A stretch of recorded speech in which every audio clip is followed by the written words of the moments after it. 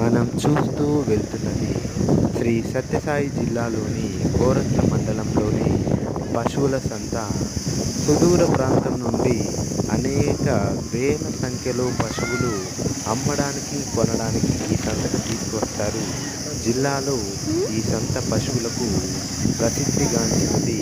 మేలైన రకాల పశువులు ఇక్కడ లభిస్తాయి.